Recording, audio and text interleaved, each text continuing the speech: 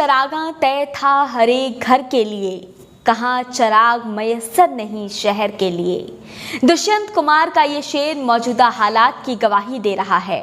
वो वक्त याद दिला रहा है जब महामहिम ने घोषणा की थी कि उनके राज में भारत देश का स्वर्ण युग वापस आ जाएगा, विदेशों से काला धन आ जाएगा, लूट खसोट भ्रष्टाचार सब खत्म हो जाएगा। पिछले 70 सालों से देश जिन विषमताओं से जूझ रहा था उन सब का निवारण पराक्रमी राजा के पास है।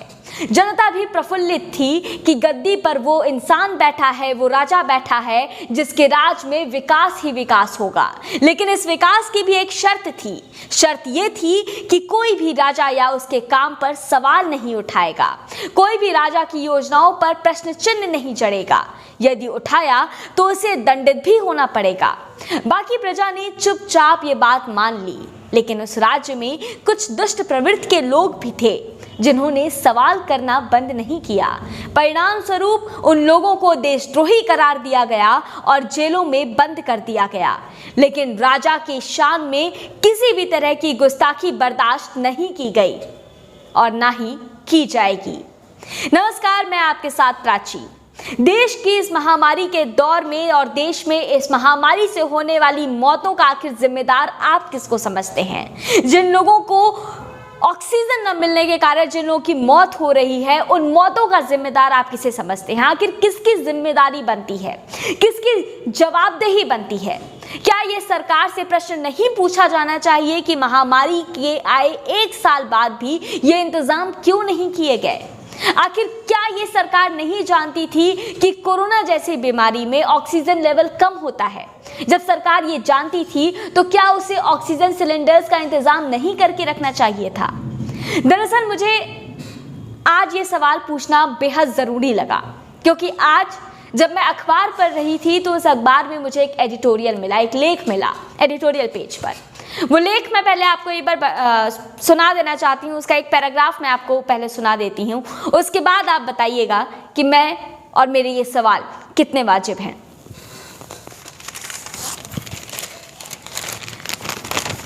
ये वो पन्ना है, वो एडिटोरियल पेज है दैनिक जागरण का जिसकी बात मैं आपसे कर रही हूँ, और ये वो हेडिंग है, नफरत और नकारात्मकता का वायरस।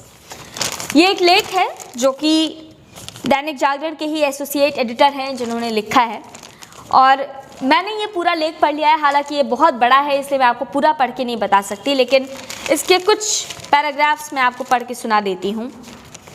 केवल नीति नियंताओं ही नहीं बल्कि आम जनता को भी इसकी फिक्र होगी कि यह बुरा वक्त बीत जाने के बाद सरकारें स्वास्थ्य ढांचे को बेहतर बनाने का काम प्राथमिकता के आधार पर करें।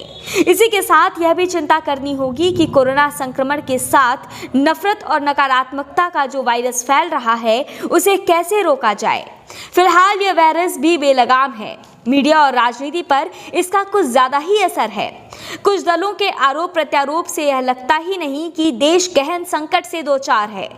कटाक्ष करने में अपनी ऊर्जा खपा रहे ये दल इस बुनियादी बात से अवगत नहीं जान पड़ते हैं कि जब संकट गहरा हो और जीवन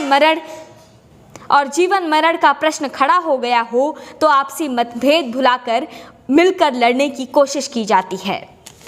आगे इसमें लिखा है कि कई राजनीतिक दल और कुदारवादी किस्म के बुद्धिजीवी ऐसे व्यवहार कर रहे हैं जैसे कमजोर स्वास्थ्य ढांचे के लिए केवल केंद्र सरकार ही जिम्मेदार है। यह प्रतीति तब कराई जा रही है जब लोक स्वास्थ्य राज्य के अधिकार क्षेत्र वाला विषय है। चूंकि कमजोर स्वास्थ्य ढांचे के लिए केंद्र और राज्य दोनों बराबर के जिम्मेदार हैं, इसलिए आलोचना दोनों की होनी चाहिए। जब कोई किसी एक को बख्श देता है और दूसरे पर नजला गिलाता है तो वह बेईमानी कर रहा होता है। इस पूरे एडिटोरियल का लब्बो-लुआब यही है कि जो लोग सरकार से सवाल कर रहे हैं, मौजूदा स्थिति के लिए सरकार से जवाब मांग रहे हैं, वो सिर्फ और सिर्फ नफरत के वायरस को बढ़ा रहे हैं, भारत की स्थिति को ढूमिल कर रहे हैं। और जैसा कि इस लेख में लिखा है कि ये केंद्र और सरकार दोनों से सवाल किए जाने चाहिए। बिल्कुल, मैं इस बात से इत्तेफाक रखती हूँ कि ये सिर्फ केंद्र सरकार की जिम्मेदारी नहीं है, राज्य सरकारों की भी जिम्मेदारी है। लेकिन केंद्र सरकार इसकी जिम्मेदार थोड़ी अधिक मानी जाएगी, क्योंकि केंद्र के अंडर में भी राज्य सरकारें आती हैं। केंद्र के अंडर में जो अस्पताल की व्यवस्थाएं हैं, जो ऑक्सीजन की व्यवस्था है, वो कहीं ना कहीं केंद्र के अंडर में आती हैं। इसलिए केंद्र सरकार ज़्यादा जवाबदेह बनती है राज्य सरकारों की तुलना में।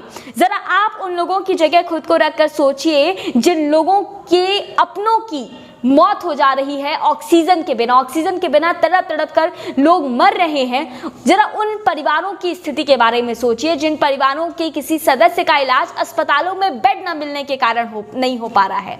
ऐसी स्थिति में आप क्या करेंगे, आप ये सोचकर हमें बताएं।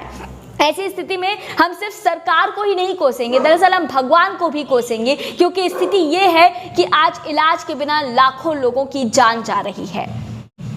तो दोस्तों, ये वो दौर है जब हम सभी को संगठित रहने की ज़रूरत है। सरकार को बेवजह टारगेट करने की और अंध विरोध करने की ज़रूरत नहीं है। ज़रूरत यह है कि सवाल वाजिब पूछे जाएं, सरकार से सवाल किए जाएं कि आखिर क्यों ऑक्सीजन सिलेंडर्स नहीं मिल रहे हैं, क्यों अस्पतालों की ऐसी हालत है, क्यों एम्स अब तक नहीं बना है। इन मुद्दों पर सरकार से सवाल किए जाने हैं, अंध विरोध करने की ज़रूरत नहीं है। और इसी तरह की जो निष्पक्ष खबरें हैं वो मैं आप तक लगातार पहुंचाऊंगी इस प्लेटफॉर्म के ज़रिए। मैं आपको बता दूं, ये बिल्कुल नया प्लेटफॉर्म है मेरा, और मैंने पहली वीडियो जो है वो इस पे की है। ये मेरी पहली वीडियो है और उम्मीद करती हूँ कि आपको मेरी ये वीडियो पसंद आएगी। उम्मीद करती हूँ कि आप मेरे इस चैनल में मेरा पूरा सहयोग करेंगे। इस चैनल को सब्सक्राइब करिए और बेल आइकन भी दबा दीजिए ताकि मेरी अन्य जो वीडियोज़ आएँ वो आप तक पहुँचती रहें। तब तक के लिए नमस्कार।